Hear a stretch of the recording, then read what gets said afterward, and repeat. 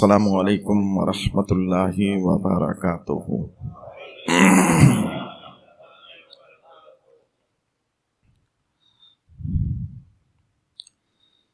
الحمد للہ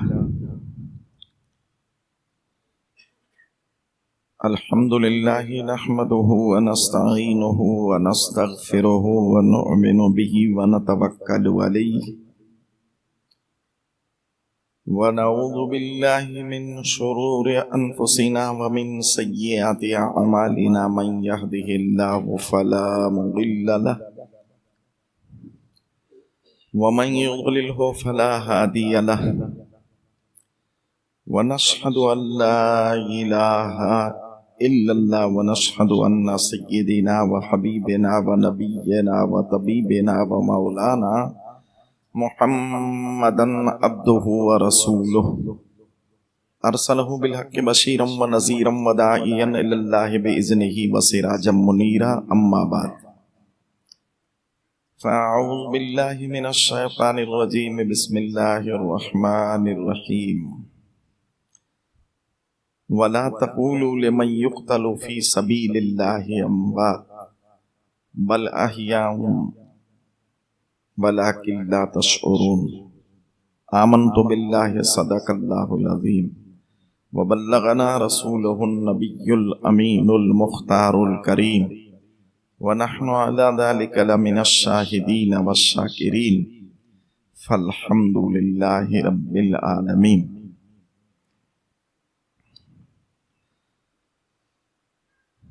محترم و مکرم علماء کرام و محتشم سامعین حضرات، عزت مآب خواتین اسلام، حمد و ثنا کے بعد قرآن مقدس کے دوسرے پارے کی آیت کریمہ تلاوت کی، اور تلاوت کر کے میں نے اپنے آپ کو مشرف کیا، جس میں رب ارشاد فرما رہا ہے، ان لوگوں کو مردہ نہ کہو جو اللہ کی راہ میں شہید ہو چکے ہیں، بلکہ وہ زندہ ہے، ان کی زندگی کا تمہیں شعور نہیں۔ دوسری ایک آیت میں رب ارشاد فرما رہا ہے، وَلَا تَحْسَبَنَّ الَّذِينَ قُتِلُوا فِي سَبِيلِ اللَّهِ أَمْوَاتًا۔ ان لوگوں کو مردہ گمان بھی مت کرو، سوچو بھی نہیں، جو اللہ کی راہ میں قربان ہو چکے،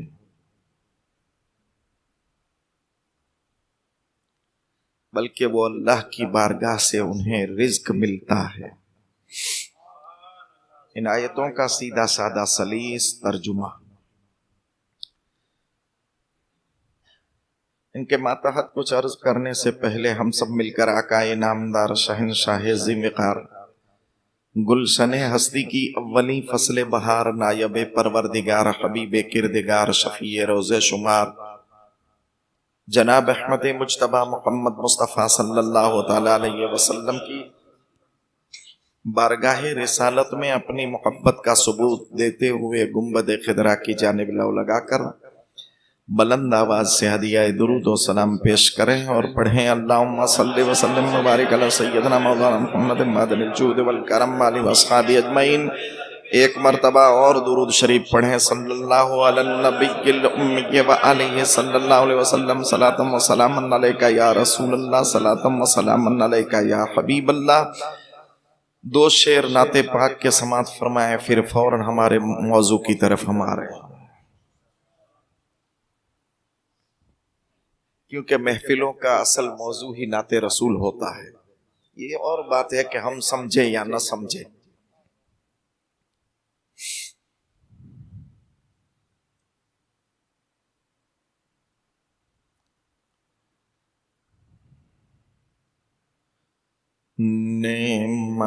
نعمتیں بانٹتا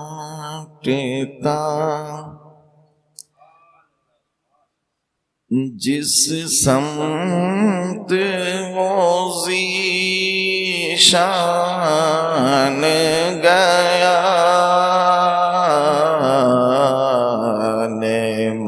نعمتیں بانٹتا جس سمت وہ ذیشان گیا ساتھ ہی منشی رحمت کا قلم دان گیا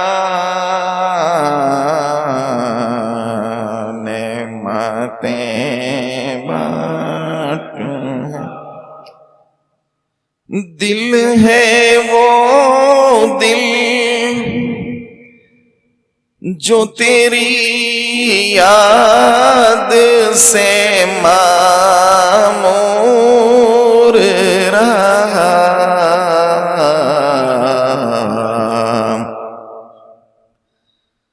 دل ہے وہ دل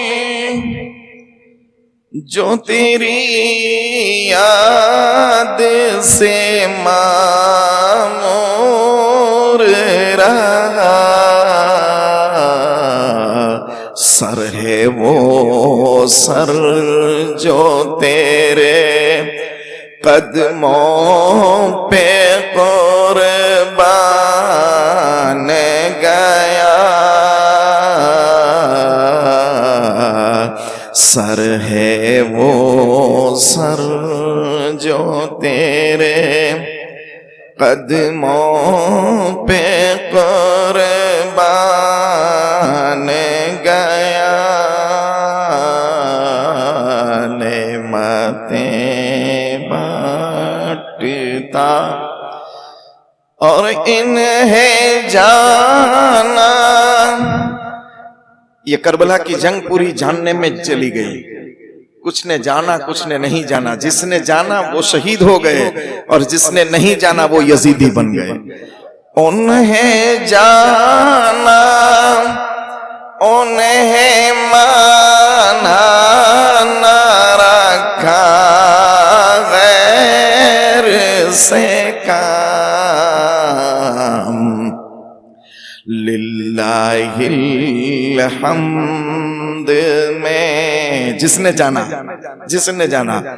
للہ الحمد میں دنیا سے مسلمان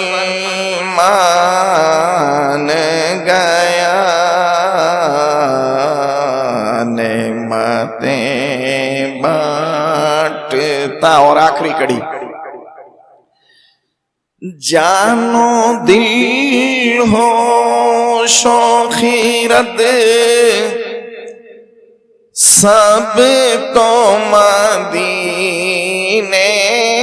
پہنچے مومن کی منزل ہی مدینہ ہے چاہے وہ زندگی میں پہنچے چاہے روح نکلنے کے بعد پہنچے جانو دل ہو شوخیرت سب تو مدینے پہنچے تم نہیں چلتے رضا سارا تو سامان گیا تم نہیں چلتے رضا سارا تو سامان گیا نعمتیں بانٹتا جس سمت وہ ذیشان گیا ساتھ ہی منشی رحمت کا قلم دان گیا نعمتیں پیتا. بلند آواز سے درود شریف پڑھیں. اللہم صلی وسلم وبارک علی سیدنا حبیبنا نبینا مولانا محمد طب القلوب ودوائیا وعافیت الابدان وشفائیا ونور الابصار وغیائیا وقوت الارواح وغذائیا وعلی آلہ وصحبہ دائما ابدا. صلاۃ و سلام علیکہ یا رسول اللہ، صلاۃ و سلام علیکہ یا حبیب اللہ. رب تبارک تعالیٰ اپنی مقدس اور پاک کتاب میں ارشاد فرما رہا ہے، جو لوگ اللہ کی راہ میں شہید ہو چکے انہیں مردہ مت کہو. ایک حقیقت ہے کہ جو شہید ہوتا ہے اس کی روح نکل جاتی ہے، دنیا اسے مردہ کہتی ہے، مگر اسی حقیقت کا رب انکار فرما رہا ہے کہ ہے مردہ تمہاری نظر میں، مگر اسے مردہ کہو مت. میرے مولا کہنے پر بھی پابندی. جو حقیقت ہے، سچی بات جو ہے، نظر کے سامنے جو ہے، وہ کہنے پر پابندی. تو رب نے فرمایا بات سچی ہے مگر ہر سچی بات کہی نہیں جاتی. وہ شہید ہے، روح نکل چکی ہے، مگر وہ زندہ ہے، اس کو مردہ نہیں کہہ سکتے. اچھا میرے مولا ہم مردہ نہیں کہیں گے، مگر دل و دماغ میں تو یہ سوچ سکتے ہیں کہ یہ مردہ ہے. اسلام نے سوچ پر تو پابندی نہیں لگائی ہے. ایک آدمی چوری کرنے کے ارادے سے نکلے اور جب تک چوری نہ کرے اسلام کا قانون نہیں چلتا. ایک آدمی جھوٹ بولنے کا ارادہ کیا مگر جب تک بولتا نہیں ہے تب تک اسلام کا قلم اس پر نہیں چلتا. تو میرے مولا چلو ہم نہیں کہیں گے ان کو مردہ، مگر مردہ سوچ تو سکتے ہیں. تو رب نے فرمایا وَلَا تَحْسَبَنَّ الَّذِينَ قُتِلُوا فِي سَبِيلِ اللَّهِ أَمْوَاتًا. ان لوگوں کو مردہ سوچو بھی نہیں. اے میرے مولا اتنا بڑا کام، اتنا بڑا مقام، کہنے کی بھی منائی، سوچنے کی بھی منائی، تو یہ کون سی چیز ہے؟ تو ہمیں جواب دیا جا رہا ہے کہ جو میری محبت میں اور میرے محبوب کی محبت میں دنیا سے جاتا ہے، شہید ہو جاتا ہے، وہ تمہاری نظر میں کچھ بھی ہو، میری نظر میں وہ زندہ ہے. اور ایسا زندہ ہے، ایسا زندہ ہے کہ تم اس کی زندگی کو نہیں سمجھ سکتے. ہم سمجھ سکتے ہیں کہ امام علی مقام کی زندگی کیا ہے، ہم سمجھ سکتے ہیں کہ جو شہداء شہید ہو چکے ان کی زندگی کیا ہے. پھر رب سے پوچھے مولا ہم نہیں سمجھ سکتے مگر کوئی اشارہ رحمت تو ہونا چاہیے. تو رب نے فرمایا کہ تم اس کی زندگی کو نہیں سمجھ سکتے، میرا اشارہ ہے کہ میں اسے شہید ہونے کے بعد کھانا پینا سب کچھ دیتا ہوں، اسے رزق بھی دیتا ہوں، اس لیے تم اس کو مردہ کہو بھی نہیں اور مردہ سمجھو بھی نہیں. کل کی رات میں ہم نے کربلا کی داستان کے پہلے شہید حضرت مسلم بن عقیل کا ذکر، کوفہ کی گلیوں کی وہ حالات ہم نے سنی جس میں امام علی مقام کے نائب کے ساتھ کیا کیا سلوک اور کیا بے وفائی کی گئی، جس بے وفائی کے ذریعے سے اور اس کی وجہ سے کوفہ بے وفا کا ضرب المثل بن گیا. اس کی پوری داستان کل ہم نے سنی. امام علی مقام نے اپنے نائب کی حیثیت سے امام مسلم بن عقیل کو بھیجا تھا. اور نائب کا کیا کام ہوتا ہے؟ جو اصل کرتا ہے وہی نائب کرتا ہے. وضو اصل ہے، اس کا نائب تیمم ہے. وضو سے نماز پڑھی جاتی ہے، تیمم سے بھی نماز پڑھی جائے گی. وضو اصل ہے، وضو سے تلاوت قرآن ہاتھ لگا سکتے ہیں قرآن کو، تیمم سے بھی لگا سکتے کیونکہ نائب ہے. تو جو اصل سے کام لیا جاتا ہے وہ نائب سے بھی کام لیا جاتا ہے. امام علی مقام نے حضرت مسلم بن عقیل کو اس لیے بھیجا تھا کہ ادھر صحابہ کا اصرار تھا کہ آپ کوفہ نہ جائیں، کوفے والے بے وفا ہے. جس نے آپ کے والد محترم حضرت علی سے بھی بے وفائی کی، آپ کے بھائی جان سے بھی بے وفائی کی. امام علی مقام نے مسلم بن عقیل کو بھیج کر ایک طرف صحابہ کا جواب دیا اور ایک طرف کوفے والوں کا جواب دے دیا. نائب بنا کر کے بھیج دیا. اگر یہ لکھ دیں گے کہ یہاں حالات اچھے ہیں تو صحابہ کو اطمینان دیا جائے گا کہ حالات اچھے ہیں، اب میں جا سکتا ہوں. اور اگر حالات اچھے نہ رہے تو پھر جو کوفے والے جو خطوط لکھ رہے ہیں ان کو جواب دیا جائے گا کہ تمہارے حالات ٹھیک نہیں ہیں، میرے نائب نے مجھے بتا دیا. تو دونوں کا جواب امام عالی مقام کی فہم و فراست سے آپ نے امام مسلم بن عقیل کو بھیج کر کے دونوں کا جواب دے دیا. اور ایسے نبی کے لاڈلے تھے کہ علم و حکمت جس پر ناز کرتی تھی. پوری دنیا میں کہیں سے بھی علم و حکمت کے پھول ملتے ہیں تو وہ آمنہ کے لال کی گلشن نبوت سے ملتے ہیں. علم کا کوئی گوشہ ایسا نہیں، حکمت کا کوئی پہلو ایسا نہیں جو ہمیں مصطفیٰ جان رحمت کی ذات سے نہ ملتا ہو. آپ امام عالی مقام اسی کے نواسے تھے. تو سرکار امام عالی مقام نے مسلم بن عقیل کو بھیج کر کے دونوں کا جواب دیا. اور کوفے کی بازار میں ان یزیدیوں نے، عبید اللہ ابن زیاد نے اور یزیدی لشکر نے اور یزیدی گنڈوں نے جو کام کیا ہم نے کل کی رات کو سنا. جب امام مسلم بن عقیل کی شہادت ہو چکی، عبید اللہ ابن زیاد نے اپنے سپاہیوں کے ذریعے اعلان کروا دیا کوفے کی بازار میں کہ جو مسلم بن عقیل کے ساتھ ان کے دونوں بچے آئے ہیں، جو ان کو گرفتار کر کے لائے گا اسے بھی بڑا انعام دیا جائے گا، اور جو اس کے ساتھ اچھا سلوک کرے گا، اس کو چھپائے گا، اس کو پناہ دے گا، اس کو یزید کی طرف سے سخت سزا دی جائے گی. اور ہو سکتا ہے کہ اس کی جائیداد بھی لوٹ لی جائے، اس کے گھروں کو بھی تباہ کر دیا جائے اور ان کو بھی شہر سے شہر بدر کر دیا جائے گا. یہ اعلان جب عبید اللہ کے سپاہیوں نے کیا تو جب امام مسلم بن عقیل کوفہ کی جامع مسجد میں نماز مغرب کے وقت رکے تھے، اس وقت آپ نے دونوں صاحبزادوں کو قاضی شریح کے گھر بھیج دیا تھا. اور قاضی شریح وہ قاضی ہے جو مولا علی مشکل کشا کے ساتھ خلیفہ ہے خاص. وہ قاضی شریح جس پر مولا علی مشکل کشا کو پورا اعتبار تھا، بلکہ آپ سے کئی حدیثیں بھی روایت میں آئی ہیں. ایسے زبردست قاضی کو اس وقت کے قاضی کہے جاتے ہیں، ایسے قاضی نہیں تھے. تو قاضی شریح کے گھر کیونکہ محب اہل بیت بھی تھے، اولاد رسول سے محبت کرنے والے بھی تھے، ان کے گھر دونوں بچوں کو بھیج دیا تھا. جب یہ اعلان سنا قاضی شریح نے تو دل میں سوچ میں پڑ گئے کہ یا اللہ اب کیا کیا جائے. امام مسلم کو تو ان ظالموں نے شہید کر دیا، اب ان کے چھوٹے چھوٹے بچوں کو قتل کرنے، شہید کرنے پر تلے ہوئے ہیں. ان کی گرفتاری کا وارنٹ نکالا ہے، اب ان کو یہ گرفتار کر کے یزید کے پاس منہ مانگا انعام لینا چاہتے ہیں. تو آپ نے اپنے بیٹے کو بلا کر کے کہا کہ میرے بیٹے، شام کے وقت ایک قافلہ شہر مدینہ کی طرف جا رہا ہے، تو باب العراقین کی طرف جا اور ان دونوں بچوں کو لے جا.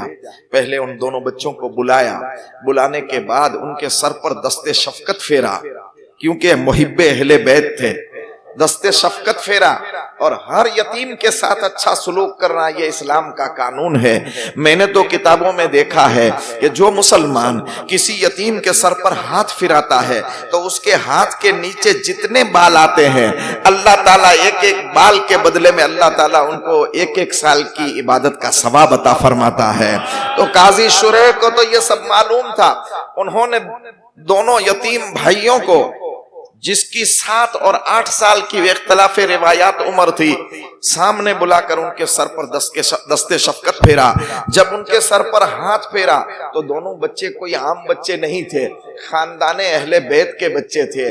وہ جاننے والے تھے کہ یتیمی کا ہاتھ، یتیم کے سر پر کیسے ہاتھ پھرایا جاتا ہے اور عام بچے کے سر پر کیسے ہاتھ پھرایا جاتا ہے. جب ہاتھ پھرایا تو بچوں نے کہا چچا جان آپ تو ہمارے سر پر ایسے ہاتھ پھرا رہے ہیں کہ ہمارے خاندان میں ایسے تو یتیموں کے سر پر ہاتھ پھرایا جاتا ہے، کیا کہیں ایسا تو نہیں ہوا کہ ہم لوگ دن دھاڑے یتیم ہو چکے ہو، ہمارے بابا کو کچھ ہو گیا ہو؟ تو قاضی شریح نے جب ان دونوں بچوں سے یہ بات سنی تو دل کے اندر سے ایک آہ نکلی، اپنے آپ کو بہت مشکل سے سنبھالا، کہا بچوں اب یہ بات کرنے کا وقت نہیں ہے.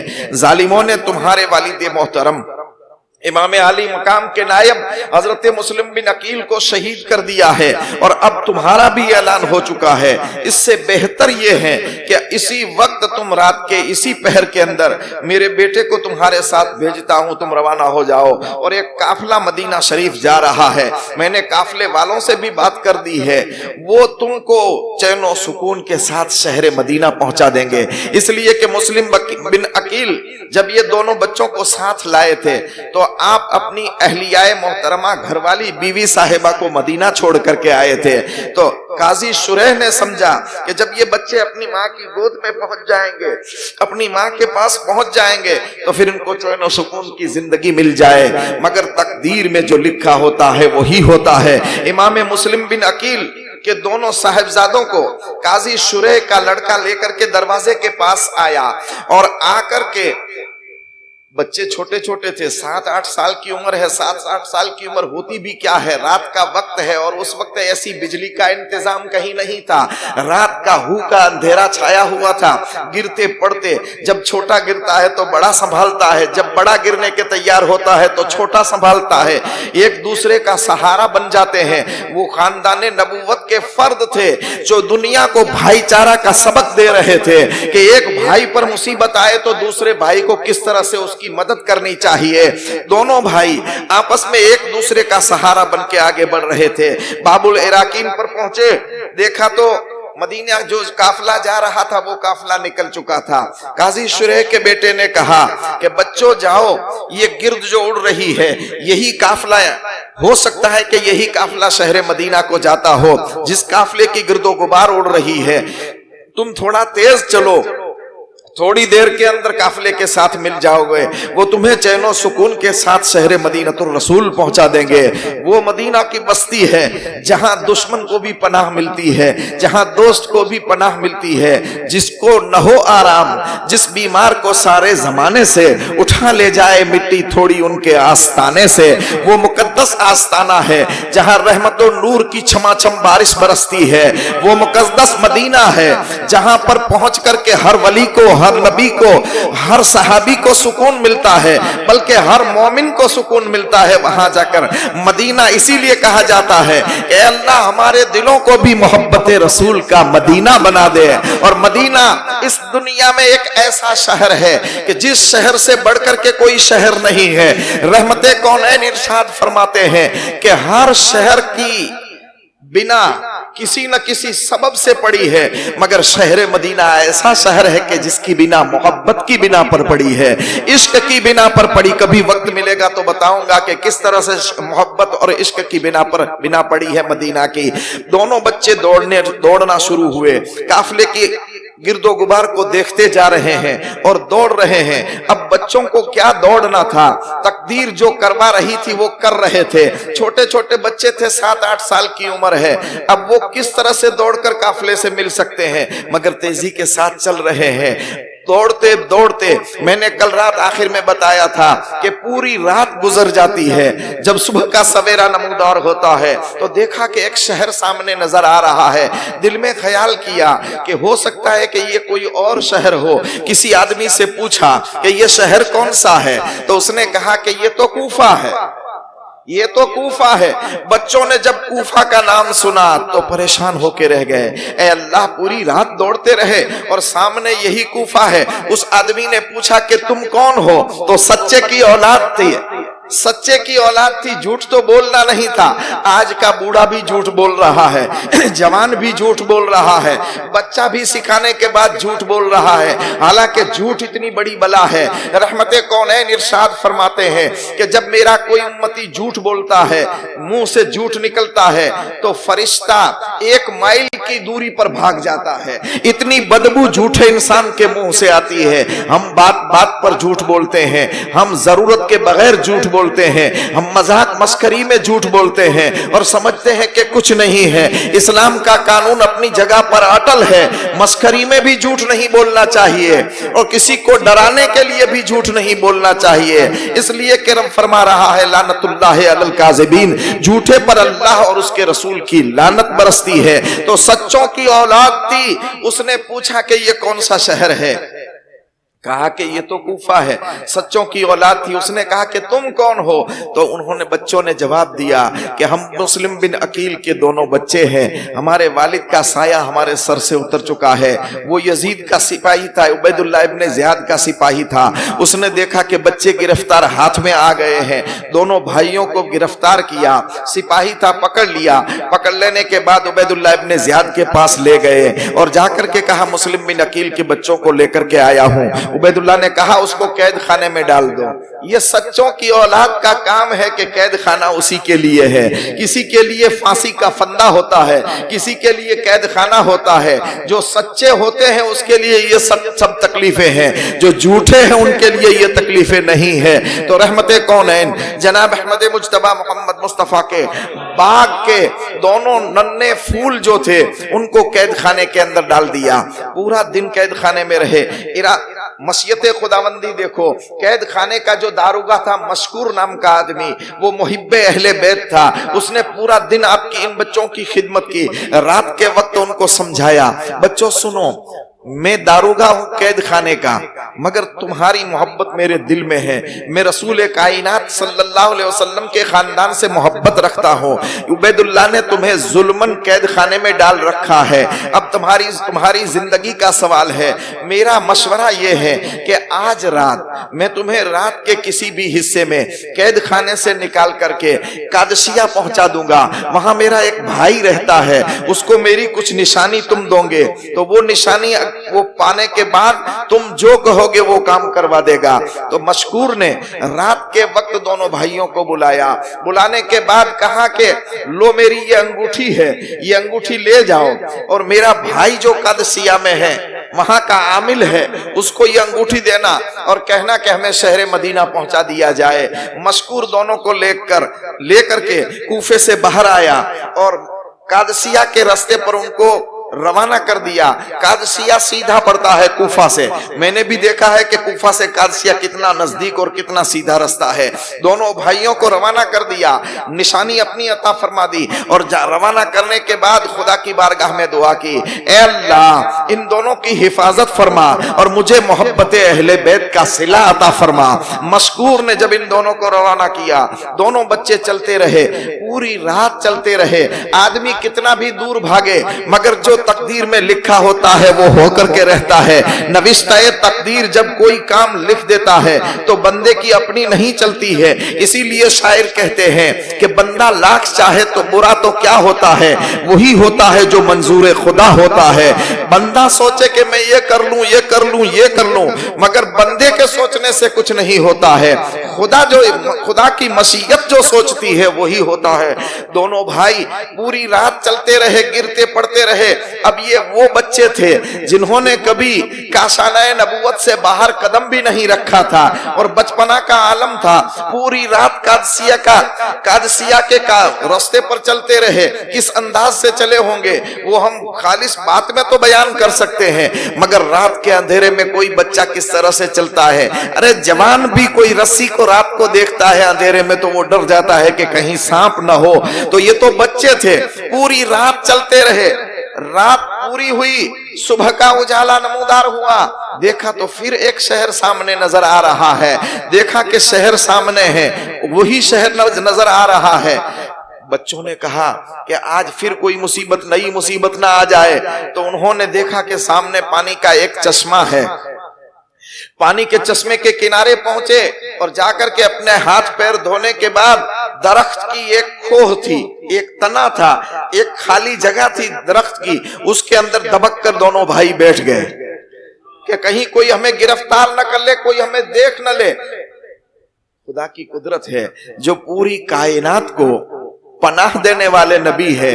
آج ان کے گھر والوں کے بچوں کے لیے دنیا کی کوئی پناہ گاہ نہیں، درخت ہے، اور وہ کیڑے مکوڑوں کی جگہ کے اندر دونوں بھائی لپک جاتے ہیں، چھپ جاتے ہیں۔ صبح تڑکے ایک کنیز وہاں آتی ہے حبشیہ، انہوں نے دیکھا کہ پانی کی اوپلے حصے میں ऊपर वाले हिस्से में दो नूरानी शक्लें नजर आ रही है। उसने दरख्त की खो में देखा कि दो बच्चे दबक कर बैठे हुए हैं। वो हबशिया कनीज जो थी वो एक मुहिब्बे अहले बैत खातून की कनीज थी। उन्होंने नजदीक आकर के कहा, बच्चों खो से बाहर निकलो, ये कीड़े मकोड़ों की जगह है, तुम्हारी नहीं है। तुम कौन हो, कहां से आए हो, क्यों दबक करके बैठे हो? तो फिर उस कनीज की बात में जब उन्हें सच्चाई लगी तो बाहर निकले। कहा कि हम मुस्लिम बिन अकील के बेटे हैं, यतीम हो चुके हैं। रात को मैदान कादसिया शहर की तरफ जा रहे थे और सुबह रास्ता में जब हमने देखा तो हम यहाँ बैठे हुए हैं। तो रब तबारक ताला की मसीयत जो है वो उस पर हम चल रहे हैं। कनीजा ने देखा कि दोनों मुस्लिम बिन अकील के बच्चे हैं। उसने कहा कि मैं जिसकी खादिमा हूँ वो मुहिब्बे अहले बैत है, लिहाजा मैं अभी उसको बताती हूँ। जाकर के बताया कि मालिका, अब तेरी तकदीर चमकने वाली है, इसलिए कि नौलहालाने रसूल और गुलशने मोहम्मदी के महकते हुए फूल मैंने देखे हैं कि वो एक चश्मे के किनारे खड़े हैं। मैं अभी उसको लेकर के आती हूँ। मालिका भी साथ जाती है, कनीज भी जाती है, दोनों को उठा करके लाती है। घर पर आती है, उनके चेहरों को धुलाया गया, उनको गुस्ल करवाया गया। यतीम के साथ तो सब कोई अच्छा सलूक करता है, मगर ये तो वो यतीम थे जहां से यतीमी को भी लाज और आबरू मिलने वाली थी। तो रहमते कौनैन सल्लल्लाहु अलैहि वसल्लम के घर के इन फूलों को लेकर के जब वो दोनों अपने घर में आई, खूब खिदमत की, खिलाया पिलाया और उसको सुला दिया। शाम का वक्त हुआ तो ये खुदा की कुदरत है कि जिस घर के अंदर पाक होते हैं वहां कुछ नापाक भी होते हैं। अल्लाह ताला जिंदों से मुर्दों को निकालता है और मुर्दों से जिंदों को भी निकालता है। ये खुदा की कुदरत है। अमीर माविया देखो सहाबी रसूल है और उसका बेटा देखो तो यजीद पलीद है। हजरत साद बिन अबी वक्कास देखो तो जन्नती सहाबी है और उसका बेटा देखो तो इब्ने साद जिसने करबला पर पहला तीर चलाया था वो है। ये खुदा की कुदरत है। रब तबारक ताला की मसीयत जो चाहती है वो होता है।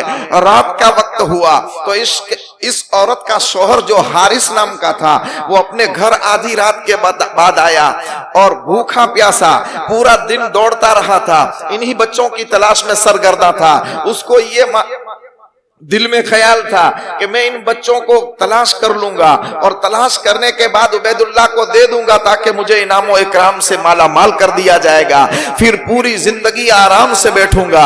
मगर याद रखना, जुल्म जो है वो किसी आदमी को आबाद नहीं कर सकता है और मजलूम की आह कभी न कभी रंग लाती है। इसीलिए हमारे असलाफ फरमाते हैं कि जो मजलूम है उनकी बद्दुआ से डरना चाहिए। मजलूम जब कोई दुआ मांगता है, ऐ अल्लाह मेरे पर जिसने जुल्म किया उसको दुनिया और आखिरत के अंदर खाइबो खासिर कर दे, या और कोई दुआ मांगता है तो अल्लाह उसकी दुआ को जरूर कबूल करता है। परवरदिगार आलम जालिम को जरूर उसका बदला देता है। मगर कुछ लोग सोचते हैं कि हमने इतना जुल्म किया, हमारे साथ तो बदला नहीं लिया गया, हम बेनमाजी है, हमारे पर तो कुछ नहीं होता है, हम रमजान के रोजे भी नहीं रखते, हमारे को तो कुछ नहीं होता है। याद रखना, खुदा की पकड़ में देर है मगर अंधेर नहीं है। मेरा रब छूट देता है, ढील देता है और जब पकड़ता है तो फिर उसकी गिरफ्त से कोई छूट नहीं सकता। क्या हमने नहीं देखा फिरौन को कितनी छूट दी गई? फिरौन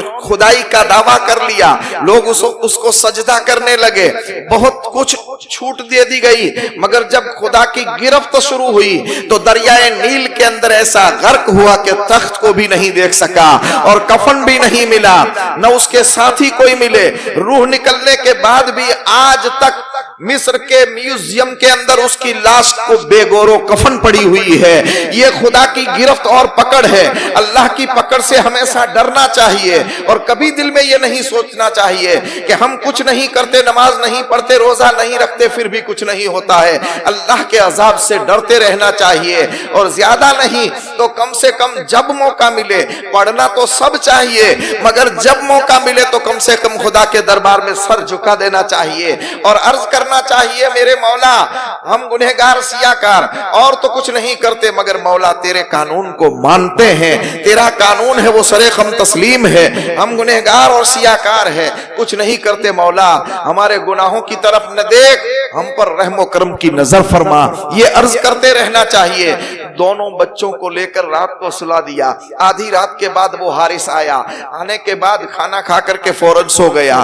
آدھی رات کے وقت اس طرف دونوں بچے سوئے ہوئے تھے، خواب دیکھتے ہیں، بڑا بھائی چھوٹے بھائی کو اٹھا دیتا ہے، چھوٹے کا نام ابراہیم تھا، بڑے کا نام محمد تھا، اٹھا دیتا ہے اور کہتے ہیں کہ بھائی اٹھو، اب سونے کا وقت نہیں ہے، میں نے ابھی ایک خواب دیکھا ہے کہ ایک زبردست میدان ہے اور اس میدان میں ایک نورانی تخت ہے، اس نورانی تخت پر ہمارے نانا جان رحمت کونین جناب احمد مجتبی محمد مصطفیٰ صلی اللہ تعالی علیہ وسلم رونق افروز ہے، اور آپ کے سامنے مولا علی مشکل کشا بھی ہے، حضرت مسلم بن عقیل ہمارے ابو جان بھی ہے، خاتون جنت بھی ہے۔ سرکار نے ہمارے ابا جان سے پوچھا، اے مسلم تم چلے آئے اور بچوں کو ظالموں کے نرغے میں چھوڑ کر کے آئے ہو؟ تو ہمارے ابو جان نے عرض کی، یا رسول اللہ صلی اللہ علیہ وسلم اب بس تھوڑی دیر کے اندر بچے بھی آنے ہی والے ہیں، اے بھائی سونے کا وقت نہیں ہے، آج ہم شہید کر دیے جائیں گے، آج ہماری روحیں نکل جائے گی، ہم مصطفیٰ جان رحمت صلی اللہ علیہ وسلم کی بارگاہ میں پہنچ جائیں گے۔ بچے کتنے عقل مند تھے، خواب کی تعبیر جانتے تھے، جہاں سے علم کی خیرات دنیا کو ملتی ہے یہ اسی گھر کے نونہال تھے، خواب کو بھی جانتے تھے، خواب کی تعبیر بھی جانتے تھے، اور خواب کے ذریعے سے کیا ہونے والا ہے یہ بھی پہچانتے تھے۔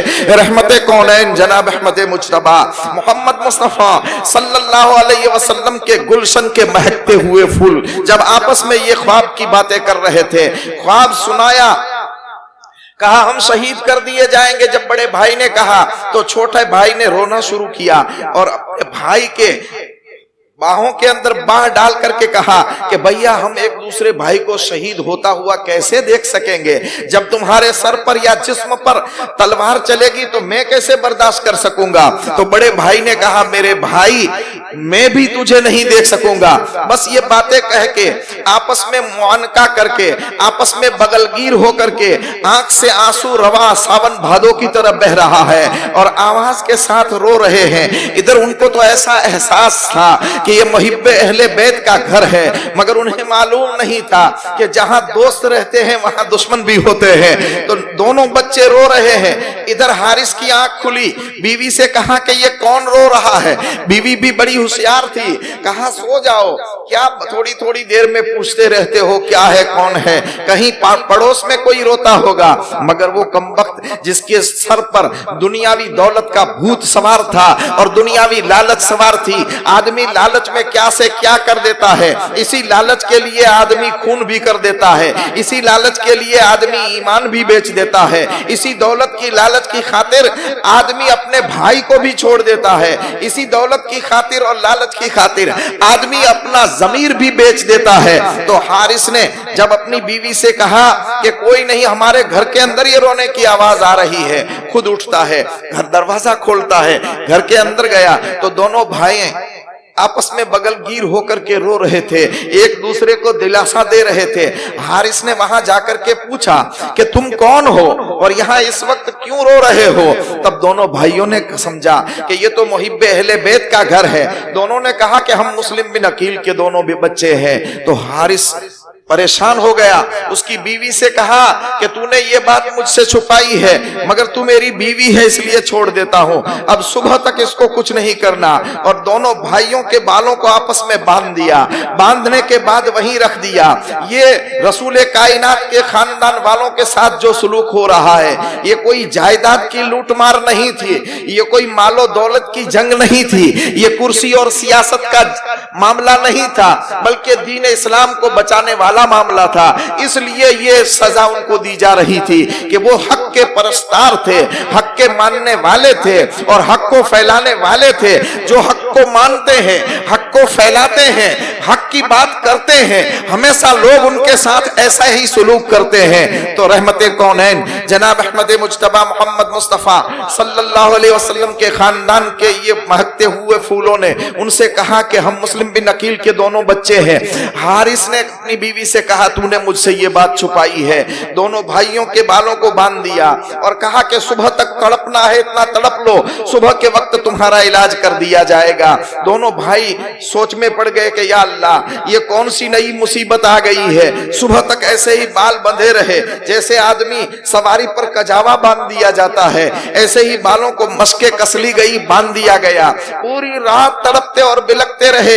क्या गुजरी होगी उन यतीमों पर, ये हम बोल तो सकते हैं मगर दिल में एहसास नहीं कर सकते हैं। आज हमारे जिस्म पर कांटा लग जाए तो हमें कितनी तकलीफ होती है। और उन बच्चों को तो बाल बांध दिए गए, उनके चेहरे पर तमाचे मारे गए, उनको सख्त सजाएं दी गई। अरे वो बच्ची, वो औरत भी कहती है, अरे सैयद है, सैयद पे तमाचे न लगा। अरे कुरान के वर्कों को जमीन पर न गिरा, ये कुरान के वर्क है, रहमते कौनैन के खानदान के फर्द है, गुलशने नबुव्वत के महकते हुए फूल है। तो उनके साथ क्या सुलूक कर रहा है। मगर जिसके दिल पर दुनिया की दौलत भूत बनकर सवार हो जाती है, फिर वो सब कुछ बेचने के लिए तैयार हो जाता है। दोनों भाइयों को वहीं रखा और ताला लगा दिया। सुबह के वक्त जल्दी से उठा, दोनों भाइयों के बालों को पकड़कर घसीटता हुआ सवारी के पास लाता है। इस तरह से बयान करना ये भी मुझे तो बेअदबी महसूस होती है, क्योंकि खानदान रिसालत के ये फर्द है। मगर जो हकीकत जो हो चुकी, जिसको उलमा ने बयान किया है, वो अगर बयान न की जाए तो हमारे सामने कैसे आएगा। दोनों भाइयों को घसीटकर, दोनों भाइयों को लेकर सवारी पर सवार किया, जैसे कजावा रखा जाता है सवारी पर। एक को इस तरफ लटका दिया, एक को इस तरफ लटका दिया, और दोनों भाइयों को लेकर नहरे फुर्रात की तरफ रवाना हुआ। पीछे दौड़ती हुई वो कनीज भी और उसकी औरत जो थी, अहलिया थी, वो भी दोनों अब पीछे दौड़ती हुई पहुंची। जब वहां पहुंची नहरे फुर्रात के किनारे पर, तो वहां जाकर बहुत मिन्नतों समाजत की और बहुत बचाने की कोशिश की। मगर जिसके दिल पर दुनिया की दौलत का भूत सवार हो जाता है तो फिर उसे कुछ नजर नहीं आता है। औरत को भी धक्का दिया और उस कनीजा को भी जख्मी कर दिया, औरत को भी जख्मी कर दिया। बहुत कुछ सजा देने के बाद अब दोनों भाइयों की तरफ तलवार उठाई और कहा कि बोलो, अब जिसको पहले कत्ल होना है वो आगे आए। तो छोटा भाई कहता है कि मैं बड़े भाई के लाशे को नहीं देख सकता, पहले मुझ पर हमला कर दो ताकि मुझे ये लाशा न देखना पड़े। बड़ा भाई कहता है कि पहले मुझे शहीद कर दो, मैं मेरे छोटे भाई की लाश को नहीं देख सकता। तो कहने का मकसद ये है कि ये खानदान रिसालत का हिम्मत देखो। 8 और 7 साल के बच्चे हैं मगर पहले कुर्बान होना चाहते हैं। यहां से दुनिया के फलसफियों को एक सबक मिलता है कि ईसारो कुर्बानी का, अपने भाई के लिए कुर्बान होने का जज्बा जो मुस्लिम बिन अकील के दोनों बच्चों ने दुनिया को दिया है, ऐसी दुनिया कोई पेश कर सकती ही नहीं है। जान का खतरा है मगर कहते हैं कि पहले मुझे कत्ल किया जाए। आदमी जब जान का खतरा हो या किसी चीज के नुकसान का खतरा हो तो फिर आगे बढ़ने की कोशिश कम करता है।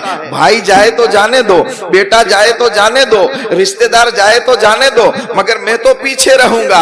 यहाँ तो खानदाने रिसालत के फर्द है, सबसे पहले खुद कुर्बान हो जाना चाहते हैं। और वो जानते हैं कि लन तनालुल बिर्र हत्ता तुनफिकू मिम्मा तुहिब्बून की तस्वीर क्या है और उसकी तफसीर क्या है। तफसीर ये है कि अपनी जान को अपने भाई की जान से बेहतर नहीं, बल्कि अपने भाई की जान को अपनी जान से बेहतर समझो और खुद कुर्बान हो जाओ। तो हारिस ने तलवार उठाई तो एक ने कहा मुझे कत्ल करो, दूसरे ने कहा मुझे।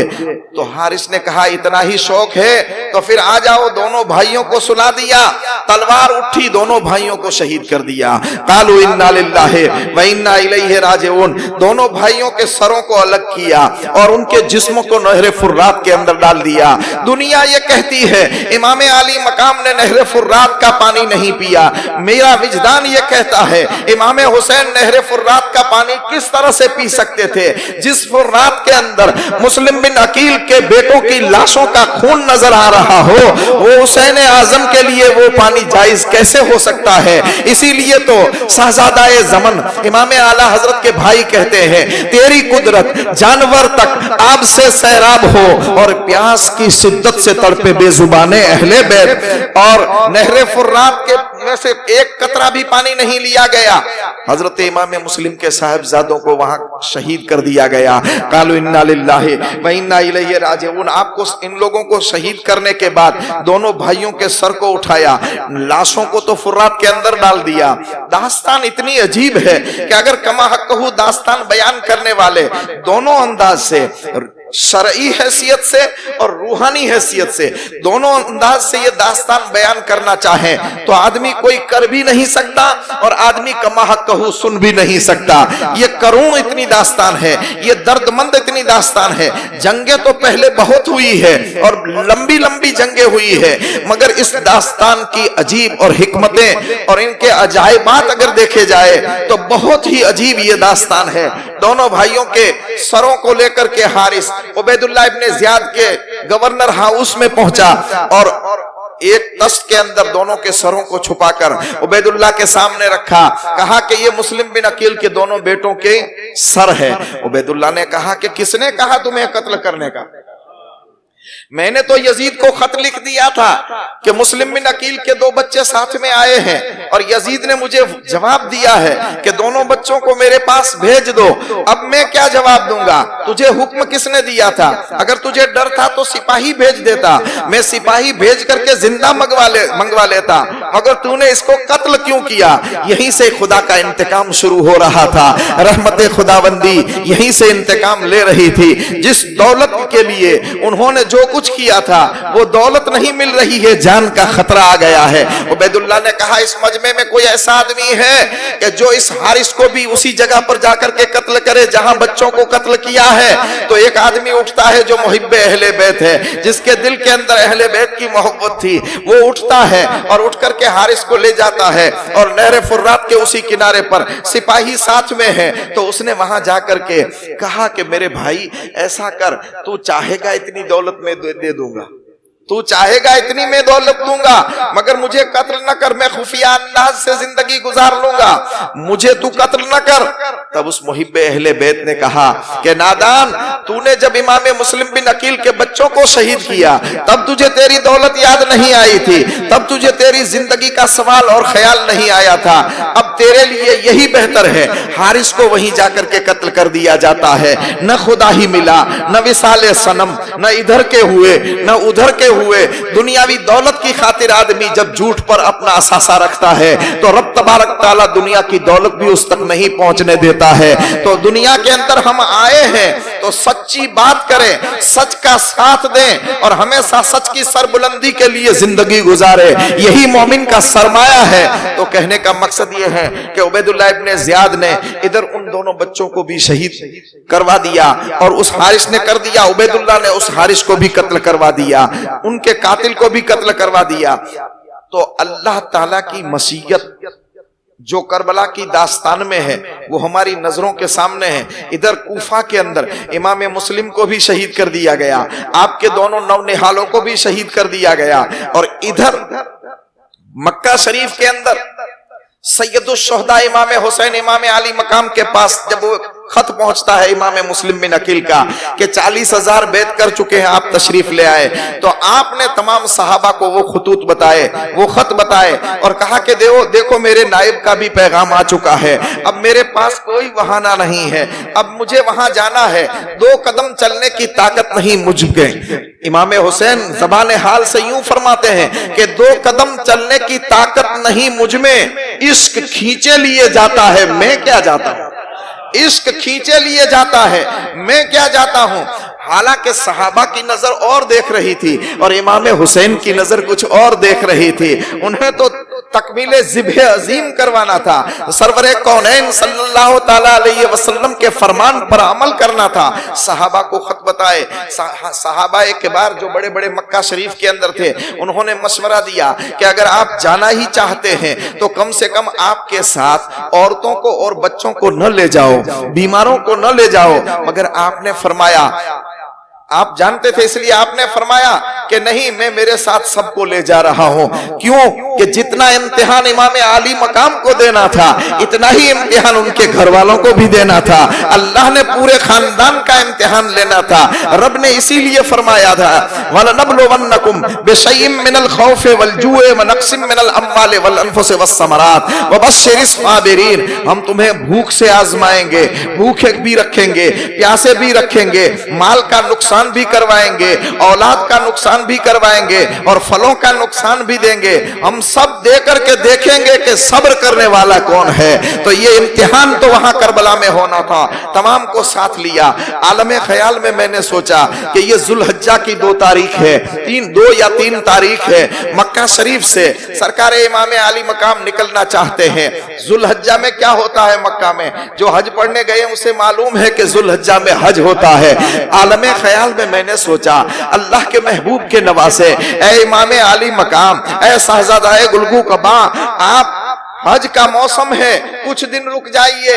8-9 तारीख जुल्हज्जा को अरफात का दिन आता है, हज पूरा करके जाइए। अरे जो हुसैन चलकर जिसने 25 हज पैदल अदा किए हो, वो हज का मौसम आ रहा है मगर मक्का से निकल रहा है, क्योंकि जानते थे कि यहाँ हज है, वहां हज का बाकी रखना है। अगर इस हज को करने के लिए मैं रह गया तो फिर हज बाकी नहीं रहेगा, यजीद इसको शेरो सिहाहत बना देगा। अगर मैं इधर रुक गया तो फिर नमाज बाकी नहीं रहेगी, बल्कि नमाज कसरत और वर्जिश हो जाएगी। मुझे तो हज को बचाना है।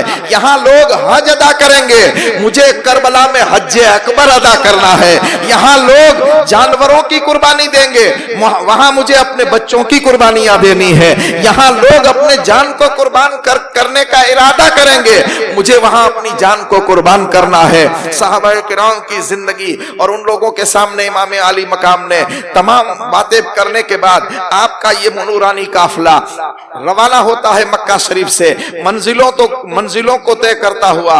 जब ये काफिला एक मकाम पर पहुंचता है तो वहां बशीर नाम के एक आदमी से मुलाकात होती है। उनसे पूछा इमाम आली मकाम ने कूफे के हालत, तो उन्होंने कहा या इमाम आली मकाम, आप कूफे वालों को नहीं जानते हैं, वो लोग उनकी जबानें आपके साथ है मगर उनके दिल बनु उमैया के साथ है, तलवारें उनके साथ है, आप उस पर भरोसा ना करें। मगर इमाम आली मकाम के दिल में तो जो बात थी आप जो जानते थे, किसी ने रास्ते में पूछा भी था कि आप क्या जानते हैं, क्यों इतना इसरार करते हैं कूफे की तरफ जाने का। तो आपने फरमाया कि मैंने एक ख्वाब देखा है और उस ख्वाब की ताबीर पूरा करने के लिए मैं कूफे की तरफ जा रहा हूं। वो ख्वाब की ताबीर क्या थी? वो करबला का मैदान था जहां फराइज़े ज़िब्ह अज़ीम की तकमील होनी थी। रहमते कौनैन सल्लल्लाहु अलैहि वसल्लम ने ख्वाब में सब कुछ बता दिया था, करबला का नक्शा भी बता दिया था, करबला में क्या होगा ये भी बता दिया था।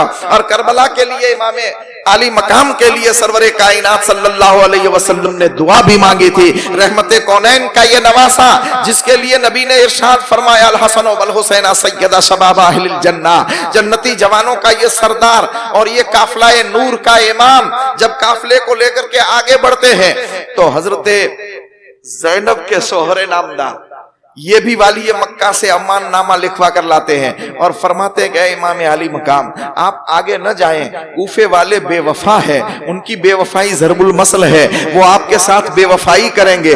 उन्होंने आपके वालिदे मोहतरम के साथ भी बेवफाई की, आपके भाई के साथ भी बेवफाई की, अब आप न जाएं। मगर इमाम आली मकाम ने उनको भी वही जवाब दिया जो सहाबा को जवाब दिया था। काफिला आगे बढ़ता गया, रास्ते में फरजुक शायर से मुलाकात हुई।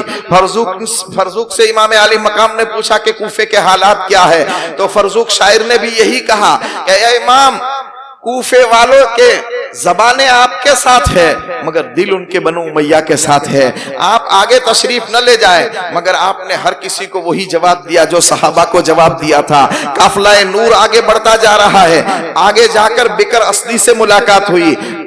मकाम सालबिया पर बिकर असली से मुलाकात हुई।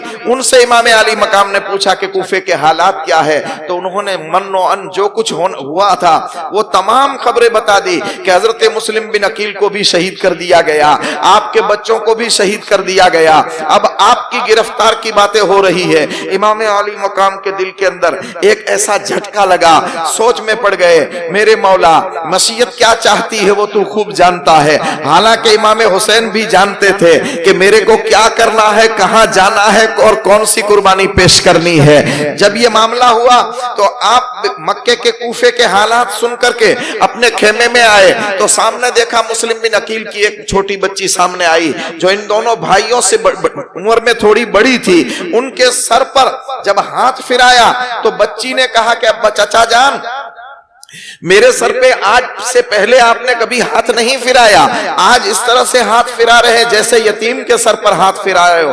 مبادا کوئی میرے ابو جان کو تو کچھ نہیں ہو گیا ہے۔ خاندان رسالت کے فرد تھے، سب جانتے تھے۔ سرکار امام علی مقام نے جب یہ بات سنی تو دل کے اندر سے ایک ہیجان پیدا ہوا، آنکھ سے آنسو ساون بھادوں کی طرف بہنے لگے، اور بچی سے کہا، بچی تمہارے ابو کو بھی شہید کر دیا گیا ہے اور تمہارے بھائیوں کو بھی شہید کر دیا گیا ہے۔ سرکار امام علی مقام نے جب امام مسلم کی بچی سے یہ کہا، اس وقت امام مسلم کے بھائی جو تھے وہ بھی قافلے کے اندر ساتھ تھے۔ یہاں پر ایک بات بتا دوں، کربلا میں جانے والے مسافروں میں خاندان رسالت کے کتنے فرد تھے؟ آؤ میں آپ کو بتاؤں۔ امام علی مقام کے 3 صاحبزادے تھے۔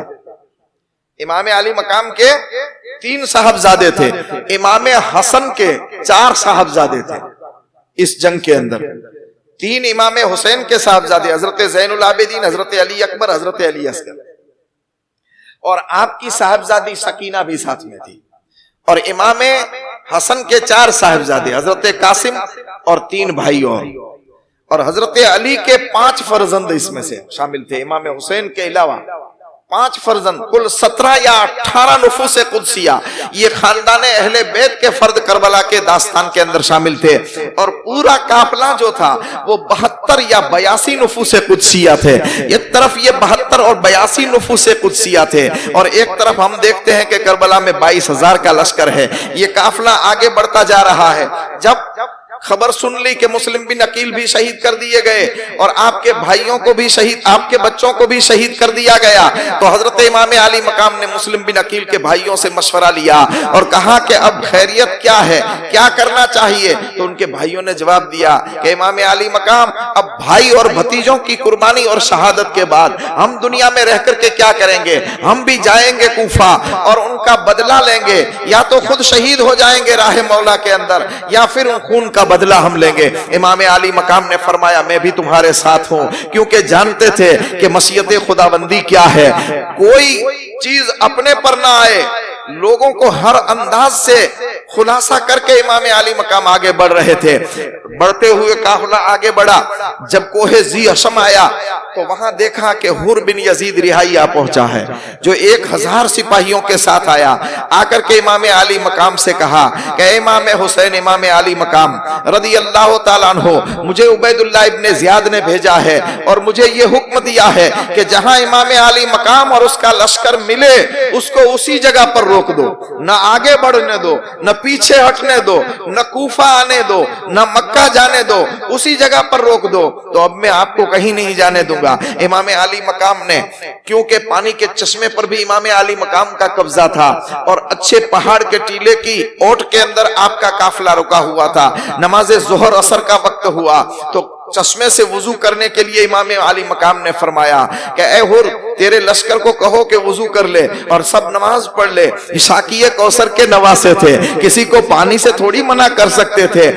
ہمارے قبضے میں ہو تو ہم نہیں دیں گے، سوچیں گے کہ یہ لوگ ہمارے دشمن ہیں، مگر وہ دشمنوں کے ساتھ بھی بھلائی کرنے والے تھے۔ سرکار امام علی مقام نے وضو کرنے دیا، پانی پینے دیا، اور رات کے وقت پھر حر بن یزید رہائی امام علی مقام سے کہتے ہیں کہ اے امام علی مقام، عبید اللہ ابن زیاد نے مجھے بھیجا ہے، میں آپ کو نہ آگے بڑھنے دے سکتا ہوں، نہ پیچھے ہٹنے دے سکتا ہوں، نہ کوفہ جانے دوں گا، نہ مکہ جانے دوں گا، یہیں پہ روک دوں گا، اس لیے کہ میں نے کچھ بھی آپ کے ساتھ ایسا برتاؤ کیا تو میرے ساتھ عبید اللہ کے جاسوس موجود ہے، وہ مجھے سخت سے سخت سزا دے سکتا ہے، میں اپنی مرضی سے نہیں آیا۔ امام علی مقام نے فرمایا، حر سن لے، تیرے لشکر میں یہ جتنے کھڑے ہیں ان سب سے پوچھو کہ مجھے خطوط کتنے لکھے ہیں، کسی نے 2، کسی نے 4، اور ایک ایک خط کے اندر کتنے کتنے لوگوں نے سائن اور دستخط کی ہے، یہ سب مجھے بلانے والے ہیں، میں اپنی مرضی سے نہیں آیا ہوں، اور اگر اب بھی تم چاہتے ہو کہ ہمارے خون ناحق کا دھبا تم پر نہ لگے تو ہمیں کسی طرف جانے دو، ہم کسی دوسرے طرف چلے جائیں گے۔ حر نے کہا کہ امام علی مقام، اب یہ میرے ہاتھ میں نہیں ہے، اگر میں نے آپ کے ساتھ تھوڑی بھی رعایت کی تو پھر عبید اللہ مجھے زندہ نہیں چھوڑے گا، میرا گھر بھی جلا دے گا۔ ادھر امام علی مقام اور حر بن یزید نے رات کے وقت یہ مشورہ کیا۔ حر نے کہا کہ حضرت میں آپ سے محبت رکھتا ہوں، میں محب اہل بیت ہوں، اس لیے میرا ایک مشورہ ہے کہ رات کے وقت جب ہمارے سپاہی سو جائے تو آپ کسی ایک طرف ایسے دور نکل جائے تاکہ میرے لیے بہانہ ہوگا کہ سپاہی تھک کر سو گئے تھے۔ امام عالی مقام کو یہ مشورہ پسند آیا اور آپ رات کے وقت جب ان کے سپاہی سو گئے تحقیق کے بعد اپنے قافلے کو روانہ ہونے کا حکم دیا۔ یہ قافلہ روانہ ہوا، رات کو آگے بڑھ رہا ہے، آپ اونٹ کی پیٹھ پر سوار تھے۔ ایک گنودگی کا جھونکا آیا، آنکھ بند ہوئی تو کہنے والا کوئی غیب کی آواز سے کہہ رہا ہے کہ لوگوں کا قافلہ جا رہا ہے اور ان کی موت ان سے نزدیک آ رہی ہے۔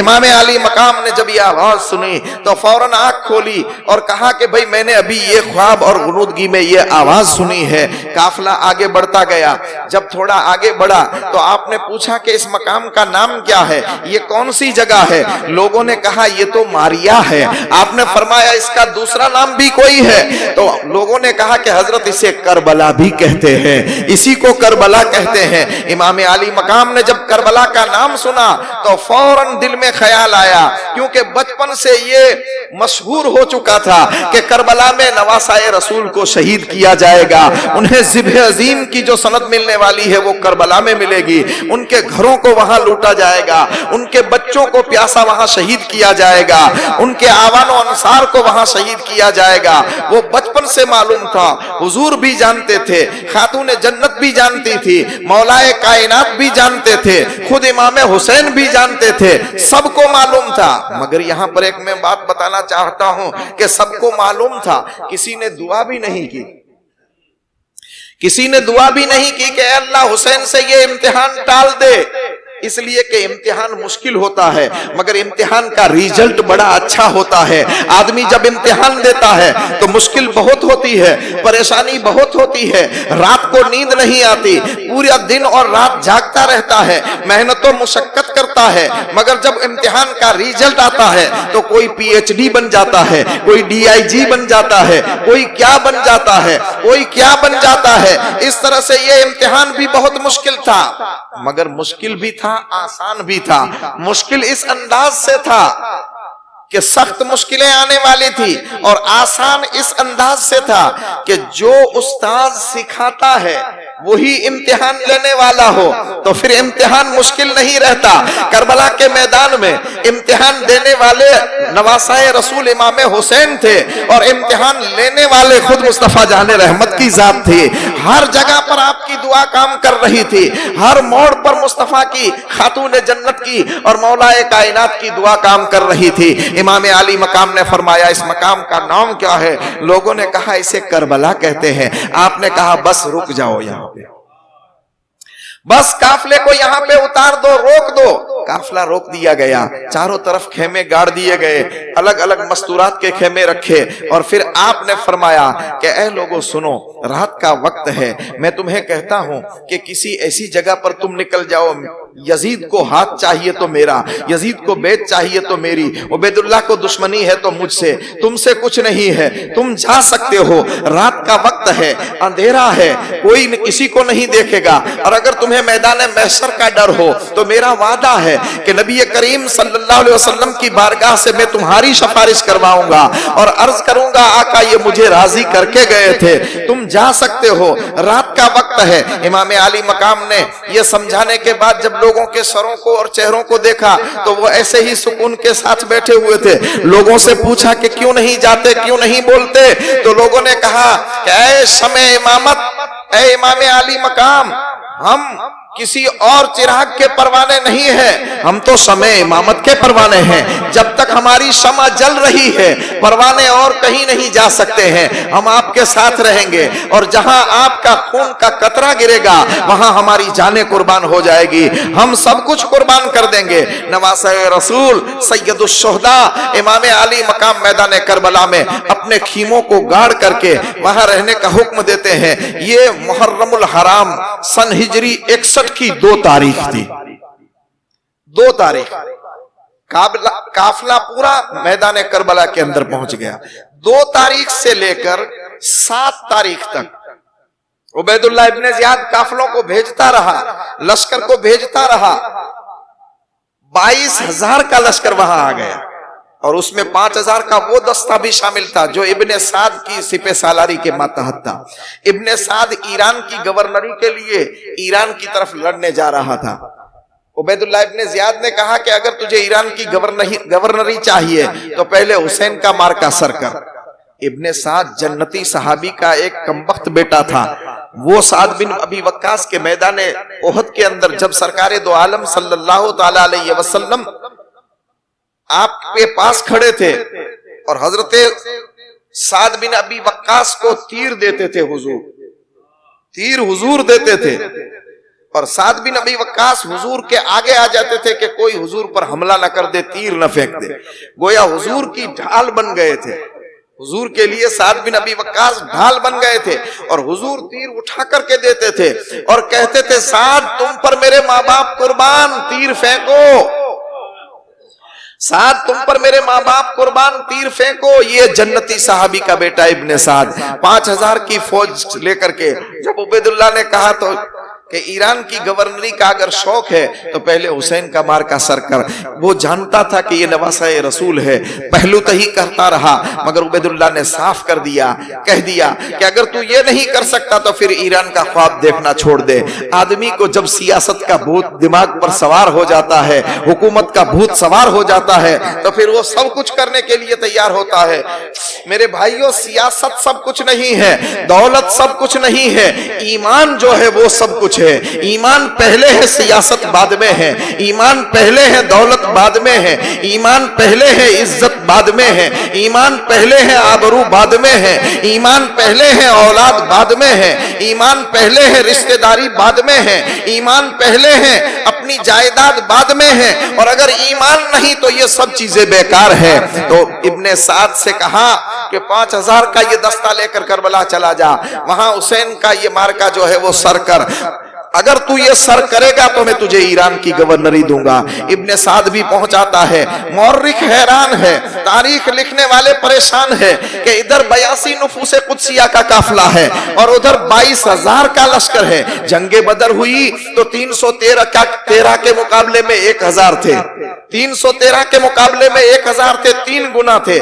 جنگ خندق ہوئی تو اس میں بھی بہت کم تھے، مقابلے میں 3 یا 4 گنے تھے۔ پھر جنگ حنین ہوئی تو اس میں بھی 4-5 گنا تھے، مگر یہ کیسی جنگ ہے کہ ایک کے مقابلے میں 300 کے قریب نظر آ رہے ہیں، کم سے کم 300 کے قریب آ رہے ہیں، کیونکہ جانتے تھے کہ وہ جنگیں جو ہوئی تھی وہ دشمنان دین سے جنگ تھی، اور یہ جنگ جو کرنی ہے یزیدی جانتے تھے یہ مولا کائنات کے شیروں کے ساتھ جنگ کرنا ہے، یہ کوئی عام آدمیوں سے جنگ نہیں تھی۔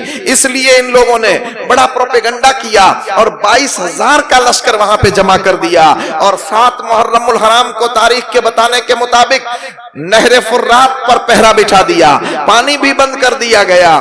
تیری قدرت جانور تک آب سے سیراب ہو، پیاس کی شدت سے تڑپے بے زبان اہل بیت، اور سب یہود پی سکتے ہیں، نصارہ پی سکتے ہیں، کتے اور خنزیر نہر فرات کا پانی پی سکتے ہیں، مگر نواسہ رسول کے خاندان کے لیے نہر فرات کا پانی نہیں مل سکتا ہے۔ یہ بھوکے اور پیاسے جان دینا یہ خاندان رسالت والوں کا کام ہے۔ کربلا کے میدان میں امام عالی مقام 7 محرم الحرام کو اپنے خیموں کے چاروں طرف خندق کھدوانے کا حکم دیتے ہیں۔ چاروں طرف ایک خندق کھودی جاتی ہے۔ مالک بن عروہ نام کا آدمی آگے بڑھتا ہے اور کہتا ہے کہ اے حسین، تم نے تو جہنم کی آگ سے پہلے یہاں آگ جلا دی، اس کا مقصد یہ ہوا کہ تم جہنم کی آگ میں جلو گے۔ امام عالی مقام نے، مسلم بن اوسجا نے کہا اے امام عالی مقام، اجازت دو تو ایک تیر کے ساتھ اس کے منہ کو زخمی کر دوں۔ آپ نے فرمایا نہیں، جنگ کی ابتدا ہماری طرف سے نہیں ہونی چاہیے، قیامت کے دن پورا ببال اسی پر آنا چاہیے۔ آپ نے اجازت نہیں دی، آپ نے اس کے لیے بد دعا کی، اے اللہ، اس نے جو مجھے جہنم کی آگ کا تانا دیا ہے، پروردگار عالم اس کو آگ میں ہلاک کر دے۔ ابھی دعا مانگنی تھی کہ اس کا گھوڑا بھاگا، یہ تو حسین تھے، یہ تو حسین تھے کہ دعا مانگی اور قبول ہوئی۔ میں تمہیں حسین کی اولادوں کے ایسے واقعات کہیں سنا سکتا ہوں کہ جنہوں نے خالی عرض کر دیا خدا کے دربار میں تو وہ ہو کے رہا۔ ہندوستان کے اندر غریب نواز حسین کی اولاد میں سے ہیں، لوگوں نے جب پانی بند کیا تو خواجہ اعظم نے ایک کاسا لے کر کے اپنے مرید کو بھیج دیا اور کہا جا انا ساگر بھر کے لا. ایک کاسے کے اندر انا ساگر بھر دیا, پورا انا ساگر ایک کاسے کے اندر آ گیا. دن کو تارے نظر آنے لگے اجمیر والوں کو, بغیر پانی کے زندگی کیسے گزارے. اگر معین الدین چشتی حسین کی اولاد کا صاحبزادہ اگر اشارہ کرے تو ایک کاسے کے اندر انا ساگر کا پانی آ سکتا ہے, تو اگر حسین کا کوئی چھوٹا بچہ بھی اشارہ کرتا تو نہر فرات پورا اپنا منہ موڑ کر کے خیمے میں آ سکتی تھی. مگر نہیں, ان لوگوں کو تو بھوکے اور پیاسے اللہ کی راہ میں جانے قربان کرنی تھی. اور اگر ایسا ہوتا, یہاں پر ایک بات بتا دو, امام عالی مقام نے کوئی کرامت کیوں نہیں دکھائی کربلا میں؟ غریب نواز نے اجمیر میں کرامت دکھائی, امام حسین نے کیوں نہیں دکھائی؟ کیونکہ جانتے تھے کہ یہاں میں کرامت بتا دوں گا, میں تو حسین ہوں, میرے بعد نہ جانے کتنی کربلائیں آئے گی, میرے بعد نہ جانے کتنے کربلا کے میدان آئیں گے, جنگ ہوں گے, وہاں کوئی حسین نہیں ہوگا تو پھر کرامت بتائے گا کون؟ اور کرامت کسے بتائی جاتی ہے؟ جو کافر ہو, جو کافر ہو. کرامت کسے بتائی جاتی ہے؟ خاص پوائنٹ کہہ رہا ہوں, کرامت کسے بتائی جاتی ہے؟ جو کافر ہو, نہ مانتا ہو. ماننے والوں کو کرامت بتانے سے فائدہ کیا ہے؟ امام حسین نے کربلا میں ایک کرامت بھی نہیں بتائی, خالی دعا کر دی مولا اس کو یہ ہونا چاہیے, ورنہ اشارہ کرتے تو نہر فرات آ سکتی. اشارہ کرتے اور کہتے کہ دیکھو میں ادھر کھڑا ہوں, میرا اشارہ ہو جائے تو جنات آ جائے اور یزیدی پورے لشکر کو تہس و نہس کر دے. میں اشارہ کروں تو اشارے سے یزیدی کٹتے چلے جائے, ہو سکتا تھا. مگر وہاں کرامت نہیں بتائی اور دنیا کو ایک ذہن دیا کہ سامنے کلمہ پڑھنے والا ہو تو وہاں کرامت نہیں بتائی جاتی ہے, وہاں استقامت بتائی جاتی ہے. اور جہاں کلمہ پڑھنے والا نہ ہو, کافر ہو, وہاں کرامت بتائی جاتی ہے. غریب نواز نے کرامت بتائی اور انا ساگر کا پورا پانی ایک کوزے کے اندر لے لیا. تو کہنے کا مقصد یہ ہے کہ اگر غریب نواز ایک کوزے میں انا ساگر لے سکتے ہیں تو حسین اعظم بھی سب کچھ کر سکتے ہیں. مگر بھوکے پیاسے جان دینے تھی, راہ خدا میں قربانیاں پیش کرنی تھی. امام علی مقام نے جب ان کے لیے بد دعا کی تو مالک بن عروہ کا گھوڑا بھاگا, بھاگنے کے بعد اس کو ایسا گرایا کہ اس کی رکاب کے اندر اس کا پاؤں پھنس گیا. گھوڑے نے اٹھا کر کے اس کو اسی خندق میں ڈال دیا جو خندق نواسہ رسول کے خیمے کی چاروں طرف جل رہی تھی. جو تانا دیا تھا رب نے وہی کر کے دکھایا. ابھی آپ وہاں سے نکلے, وہ اس کا حشر سرکار امام علی مقام نے دیکھا, وہاں سے آ کر کے سجدہ شکر ادا کیا. اے اللہ تیرا کروڑوں شکر و احسان ہے کہ تو نے تیرے نبی کے گھر والوں کو یہ عزت اور آبرو دی کہ ان کے دشمن کو تہس و نہس اور برباد کر دیا. ابھی یہ کہا ہی تھا کہ ایک اور یزیدی آگے بڑھتا ہے اور کہتا ہے حسین تجھے نبی سے کیا نسبت ہے, حسین تجھے نبی سے کیا نسبت ہے. امام علی مقام کو یہ جملہ اتنا سخت لگا, بارگاہ خداوندی میں عرض کی میرے مولا اس کو بھی بدلہ چکھا دے. میں کسی کو اپنی کرامت سے مارنا نہیں چاہتا ہوں میرے مولا, مگر تو جانتا ہے کس نے مجھے کون سی تکلیف دی ہے, میرے نسب پر اعتراض کیا ہے. نواسہ رسول نے جب دعا کی تو اللہ نے ان کے ساتھ بھی وہی حشر فرمایا. ان کو پیشاب کی حاجت پڑی, استنجے کی ضرورت پڑی, وہ گیا بچھو نے ایسی جگہ پر ڈنک مارا کہ وہ اسی ڈنک کے زہر سے ختم ہو گیا, وہ بھی مر گیا. پھر ایک اور آدمی نے آپ کو کہا کہ حسین دیکھو نہر فرات موجیں مار رہی ہے, جانور پی سکیں گے, چرند و پرند پی سکیں گے, یہود و نصارہ پی سکیں گے, مگر ہم تمہیں نہیں دیں گے. ساقیہ کوثر کے بیٹے ہیں مگر نہیں دیں گے کہتا ہے. جب یہ کہا تو امام علی مقام نے ان کے لیے بھی دعا کی, اے اللہ اس کو پیاسا مار, اے اللہ اس کو پیاسا مار. اب یہ دعا کی کہ اس کا گھوڑا بھاگا اور دوڑنے کی حالت میں اتنی پیاس لگی کہ پانی پیتا جاتا تھا مگر پیاس نہیں بجھتی تھی, دریا کے کنارے تھا مگر پیاس نہیں بجھتی تھی. اتنی شدت سے پیاس لگی کہ تڑپ تڑپ کر پیاس کی حالت میں ہی وہ مر گیا. ایسی کئی کرامتوں کو اور کمال کو دیکھا, مگر یزیدیوں کے دلوں کے اندر جہاں کرامت وہ دیکھنے نہیں آئے تھے, کمال دیکھنے نہیں آئے تھے, उन लोगों ने कोई असर नहीं लिया और इमाम अली मकाम से कहा, हुसैन इस वक्त सिर्फ एक ही बात है, या यजीद की बैत और उबैदुल्लाह के इताअत और फर्मा बरदारी कर लो या फिर जंग के लिए तैयार हो जाओ। 9 मुहर्रमुल हराम होती है, पूरी नहरे फुर्रात पर कंट्रोल कर दिया जाता है, नमाज असर का वक्त आता है। इब्ने साद और सिम्र बहुत तैयार कर रहा है इब्ने साद को। शिम्र ने कहा, इब्ने साद अभी मौका है, अभी असर की नमाज का वक्त है, अभी हमला कर दे, मगरिब तक सब खत्म हो जाएगा। उनको मालूम नहीं था कि ये हाशमी शेर है, इतने वक्त में कुछ होने वाला नहीं है, और उनको ये भी मालूम नहीं था कि इस जंग का भी वक्त नहीं आया है। दिन 10वीं का, रात 11वीं की अभी नहीं आई है। मुहर्रम का 10वां दिन जो है वो बहुत अहमियत का हामिल है। हजरत आदम की तौबा 10वीं के दिन कबूल हुई, हजरत नूह की कश्ती जूदी पहाड़ पर 10वीं के दिन ठहरी, नारे नमरूद जो आग जो गुलजार हुई थी हजरत इब्राहिम पर, वो 10वीं का दिन था। हजरत इस्माइल आबदार छुरी के नीचे से जो बचे थे वो 10वीं का दिन था। हजरत अय्यूब को जो शिफायाबी मिली वो 10वीं का दिन था। मछली के पेट से जो हजरत यूनुस को आजादी मिली वो 10वीं का दिन था। ऐसे कई निस्बतें इस 10वीं के दिन थी, मगर करबला की निस्बत बाकी थी। और इन तमाम निस्बतों पर जब करबला की निस्बत आई तो करबला की निस्बत ऐसी गालिब आई कि तमाम निस्बतों को भुला दिया, अकेली करबला की निस्बत गालिब आ गई। और आज सारी दुनिया में जहां कहीं मुहर्रमुल हराम का चांद दिखाई देता है, मुहिब्बे अहले बैत नवासाए रसूल की बारगाह में कोई शरबत की शक्ल में, कोई महफिल की शक्ल में, कोई नियाज की शक्ल में, कोई नफिल की शक्ल में, कोई तिलावत कुरान की शक्ल में, कोई तस्बीह तहलील की शक्ल में, कोई सुलह कराने की शक्ल में, कोई किसी का भला करने की शक्ल में सरकार इमाम अली की बारगाह में नजराना अकीदत पेश करते हैं। और ये 10वीं मुहर्रम का दिन था।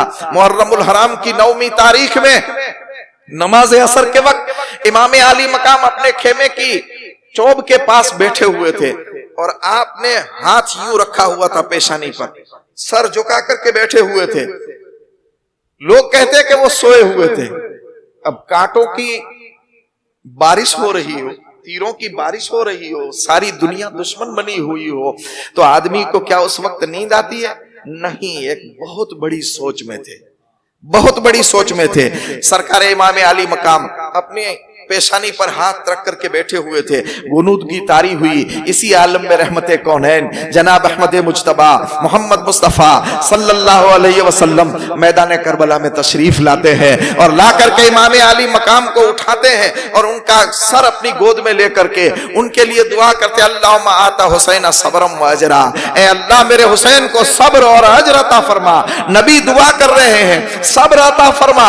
अब हुसैन बेसब्र कैसे हो सकते हैं? हुसैन की औलाद बेसब्र कैसे हो सकती है? अरे नबी ने जिस के लिए दुआ की, अबू बकर था तो सिद्दीक अकबर बना, उमर थे तो फारूक बने, उस्मान थे तो जुन्नूरैन बने, अली थे तो मौला अली मुश्किल कुशा बन गए, खालिद थे तो सैफुम मिन सुयूफिल्लाह बन गए। नबी की दुआ ने किन इंसान को कहां से कहां पहुंचा दिया। यहां भी नबी दुआ फरमा रहे हैं। नमाज असर के बाद रहमते कौनैन ने दुआ फरमाई और पूरा जंग का नक्शा बताया।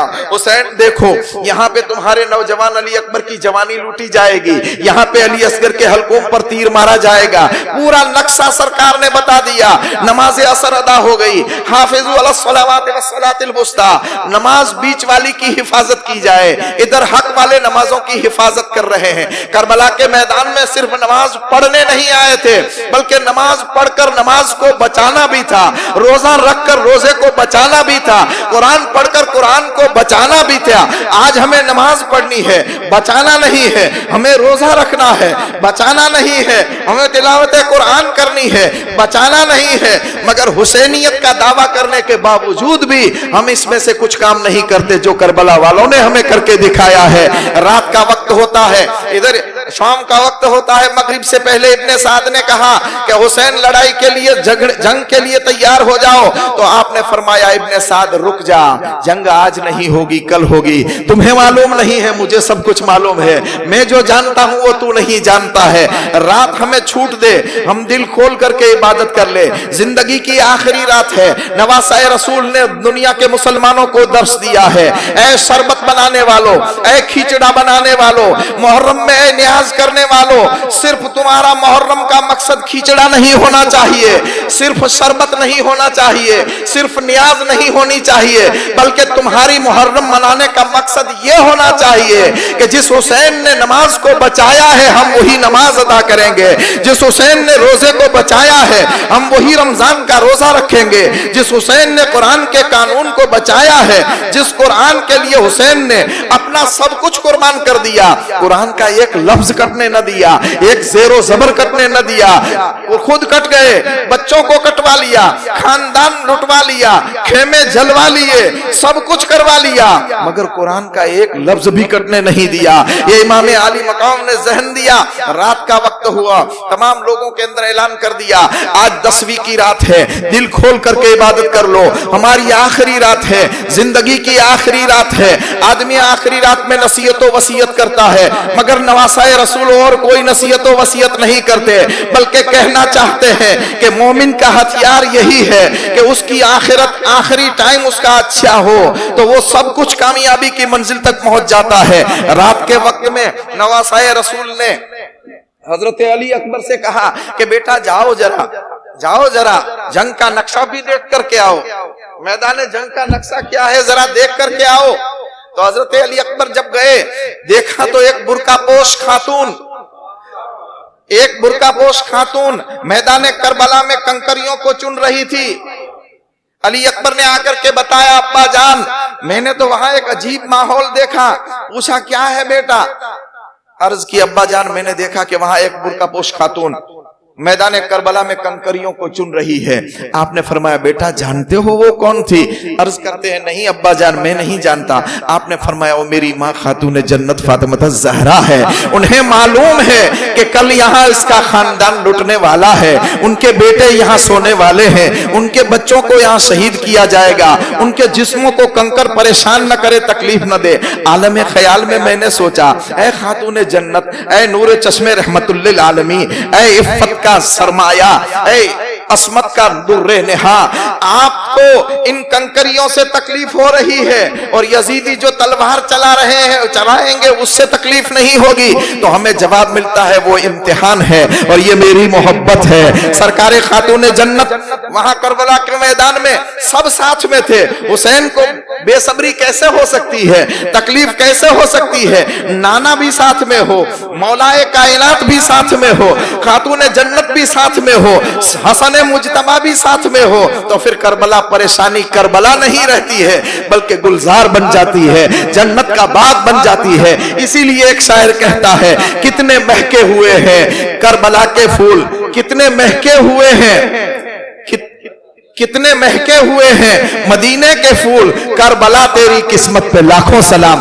लोग यूं कहते हैं कि कितने बिखरे हुए हैं मदीने के फूल, मेरा विजदान कहता है कि बिखरे नहीं, कितने महके हुए हैं मदीने के फूल। मदीने का फूल जहां जाता है वो महकता है। अजमेर में आता है मदीने का फूल तो वहां महकता है, बगदाद में जाता है तो वहां महकता है, सिमनान में जाता है तो वहां महकता है, बुखारा में जाता है तो वहां महकता है, दिल्ली में जाता है वहां महकता है, अहमदाबाद में आता है वहां महकता है। और ऐसा महकता है अजमेर में एक फूल आया पूरे हिंदुस्तान को खुशबू से मुअत्तर कर दिया, बगदाद में एक फूल आया पूरे बगदाद को मुअत्तर कर दिया। तो करबला के अंदर तो न जाने कितने फूल थे। पूरी रात इबादत इलाही में गुजरती है, सजदे के अंदर गुजरती है, तिलावत कुरान में गुजरती है, तस्बीह व तहलील में गुजरती है, पूरी रात गुजार देते हैं। सुबह फजर की अजान होती है, इमाम नवासाए रसूल हक के इमाम और इमामों के इमाम, हक के इमाम और इमामों के इमाम ने नमाज फजर पढ़ाई, पीछे जमात से नमाज पढ़ी जा रही है, दुनिया को दर्स दिया जा रहा है कि जिंदगी की आखिरी रात हो, 2-4 घंटे जिंदगी में बाकी हो, तब भी कभी नमाज कज़ा ना होने दा। क्या जरूरत मोहब्बत थी हुसैन को, खुद जन्नती जवानों के सरदार थे, नबी ने फरमा दिया था कि तुम जन्नती जवानों के सरदार हो। नमाज न पढ़ते तब भी चलता, मगर नहीं, नमाज एक ऐसी इबादत है जिससे मुस्तफा की रूह राजी होती है। सरकार फरमाते कि नमाज मेरी आंखों की ठंडक है। हुसैन आजम ने अपनी जिंदगी की आखिरी नमाज फजर अदा की। नमाज फजर अदा करने के बाद इधर से यजीदियों की तरफ से जंग का नक्कारा बजा दिया जाता है, इधर इमाम आली मकाम हाथ उठाकर दुआ करते हैं, ऐ अल्लाह हक वालों को सब्र और इस्तिकामत अता फरमा, और मैदान करबला में जो मेरे साथी है तमाम को हक के साथ इस्तिकामत और इस्तिकलाल अता फरमा, और मेरे घर वालों को सब्र अजीम अता फरमा। और ये मैदान करबला की पूरी दास्तान इंशाअल्लाह कल की रात और कल के परसों के दिन के अंदर हम करेंगे। अल्लाह ताला की बारगाह में दुआ करें कि खुदावंद कुद्दूस करबला के फलसफे को समझने की नेक तौफीक अता फरमाए कि फलसफा करबला क्या है। खाली 10 दिन के अंदर आकर एक एक घंटा आकर बैठ जाकर के जिक्र हुसैन सुर करके चला जाना, ये करबला का फलसफा नहीं है मेरे भाई। फलसफा करबला कुछ और है, इंशाअल्लाह उसकी तरफ मैं इशारा करूंगा मेरे इल्म के मुताबिक। अगर फलसफा करबला किसी की समझ में आ गया तो समझ लो कि उसकी जिंदगी भी बन जाएगी और आखिरत भी बन जाएगी। मेरा मौला मुझे हक कहने की, आप लोगों को हक पर अमल करने की और हम सबको हक का साथ देने की नेक तौफीक अता फरमाए। मैं सो जाऊं या मुस्तफा कहते कहते, खुले आंख सल्ले अला कहते कहते, तमन्ना है इलाही मौत यूं आए मदीने में, नजर के सामने खैरुल वरा का आस्ताना हो, दिखा दे या इलाही वो मदीना कैसी बस्ती है जहां पर रात दिन मौला तेरी रहमत बरसती है। वमा अलैना इल्लल बलाग व आखिरु दावाना अल्हम्दुलिल्लाहि रब्बिल आलमीन।